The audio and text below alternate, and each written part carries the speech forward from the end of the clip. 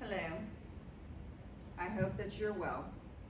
I pray that you're rested, relaxed, and ready to listen to my presentation on case number 1, located in chapter 9 of our textbooks on page 335, entitled, Is an Adoptive Mother Entitled to Maternity Leave? For this particular presentation, I will be simulating the position of a legal counsel for Union 10. Union 10 is claiming that Bainbridge Borough violated their union contract when they denied maternity leave to an employee who recently adopted a baby. Next slide. Miss Carol Fern versus Bainbridge Borough Council. Ms. Carol Fern has worked for Bainbridge Borough for the last 18 years. She is a tax clerk for them, and she and her husband have been struggling to extend their family naturally. Eventually they elected to adopt instead. And for anyone who's actually gone through the adoption process, you know that it could be challenging, it could be lengthy, it's highly competitive. There are multiple candidates competing for the same child that you are trying to adopt. And the process could take years. We have no idea how long Ms. Fern and her husband have been trying to adopt, but I'm sure it has not been an easy process. On April 22nd, Ms. Fern received a call from the adoption agency letting her know that she and her husband have been placed with a 3-month-old baby. Infant adoptions are extremely rare, and they were told that they could adopt this baby and finalize the procedures in 3 days' time.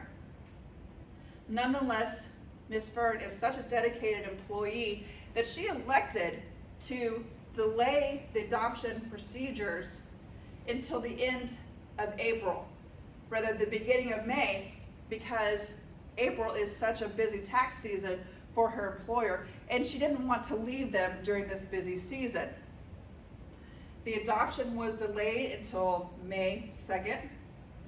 On April 27th, she put in 2 weeks of vacation leave. It was approved. And at the final day of her vacation leave, she put in a request for maternity leave. The council voted on her maternity leave and denied it by a vote of 4-3. Instead, they authorized her reasonable purpose leave for a time during the same period. Her organization offers 6 months of maternity leave, and they offered her, in lieu of maternity leave, 6 months of reasonable purpose leave. Let's go ahead and look at the distinct differences between the 2 types of leave. And keep in mind that a union representative was not present during this voting proceedings or during the final determination of what type of leave that she was going to receive. Here is the first type of leave. This is the leave that she was given, the reasonable purpose leave. And it is safe to assume that reasonable purpose leave could potentially be authorized for this situation. After all, she did not conceive a baby naturally. However, they did want to give her the opportunity to bond with her brand new child and recognize that she had adopted a baby, and that baby needs time to adjust just as much as she needs time to adjust and bond with that child. Here we see that that type of leave cannot exceed 90 days, shall be granted for any reasonable purpose. Again, we already acknowledge this is a reasonable purpose. Extensions can be granted with approval of Borough Council. Reasonable purpose in each case shall be agreed upon by the union and the borough. Again, a union representative was not present, and they did not agree on this type of leave. Next slide, please. Here we have the maternity leave. Maternity leave is not to exceed 6 months, and it could be extended or renewed for a period not to exceed 6 months at the request of the employee. Here in this situation, it does not need approval from the union. There's no voting process for an extension. This is granted at the request of a new mother. Next slide. So what is the distinct difference between adoption and a biological parent? Not much. Adoption holds the same legal, financial, and ethical responsibility in terms of guardianship that biological parenthood of a child does. Parents, regardless if you are a biological parent or an adoptive parent, need time to bond with your brand new baby. There is evidence that shows that children who are not bonded with properly or lack that type of bonding, or there's inconsistency in the bonding from their parents, struggle mentally in the future, as well as have issues with their potential. So what if Miss Fern had become a parent due to her own natural conception? Then we wouldn't be here. She would have been authorized the maternity leave, no questions asked. Next slide. So again, those issues that we had talked about in terms of the types of leaves that she might be potentially afforded or awarded, those are in her union contract. A union contract is something between the bargaining unit as well as the employer that goes into great details, everything relevant to an employee's workplace satisfaction.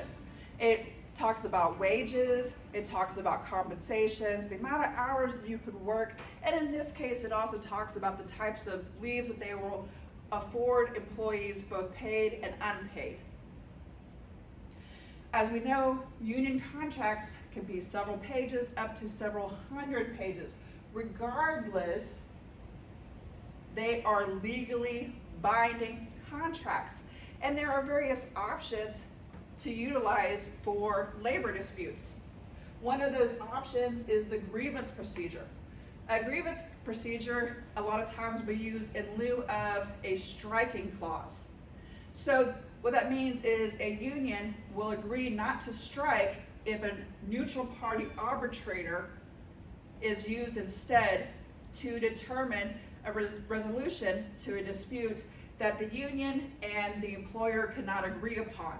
This neutral arbitrator will come in, they will hear all the testimonies, they will look at all the evidence and the documentation, and they'll make a determination. And their determination is final. Whether or not the union agrees with it or the employer agrees with it, it has to be done according to how they said. With the NLRB, that is an independent federal agency that can hear court cases at a Supreme Court level. When a company or a union can't necessarily come with an agreement, they can make decisions for that particular situation, and an employee can even file a case on their own behalf with this type of entity to have their resolution heard. Unions are important because they give a voice to not just the individual, but the entire organization as a whole. You know, they work hard and diligently to ensure the best interests of the employees. Next slide. Biblical integration. Colossians 3:23-24 of the New International Version of the Bible says, "Work willingly at whatever you do, as though you're working for the Lord rather than the people."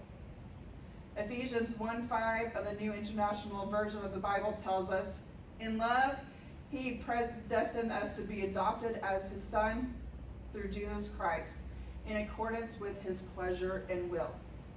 We are all adopted children of God, and yet we all acknowledge him as our Father. The employer should look at this adoption and her request for maternity leave in the lens and the eyes of God himself, and acknowledge that parenthood is a wonderful thing. And when someone becomes a parent, they should be afforded the appropriate type of leave for their circumstance. Yes, it is a reasonable situation that she adopted a baby. However, she is now a mother, and in accordance with the Family Medical Leave Act, adoption is covered. It has been covered since 1993. I realize that this company gives more gracious maternity leave than that act requires. However, adoptive parents have worked hard and diligently to be considered legitimate parents, and the biasism of this company negates from the legitimacy of that. Next slide, please. Unions were created in the United States during the 20th century out of the need to protect the common interest of workers when the individual employee voice was struggling to be heard. Employees often complained about low wages, too many hours, unsafe or unsanitary workplaces, and their voices as individuals were not being heard. So unions were created to ensure that they had their individual needs met collectively. The gross misinterpretation of Article X of the CBA between Bainbridge Borough and Uriton is a gross misconduct of her leave procedures. She is entitled to maternity leave, and we are demanding that the employer change her maternity leave to what it should be called, maternity leave, and not reasonable purpose leave. In the event that they do not do that, then we are going to go through the grievance procedures and have a neutral arbitrator hear her case. Thank you so much for your time. Have a wonderful and blessed holiday. Be blessed.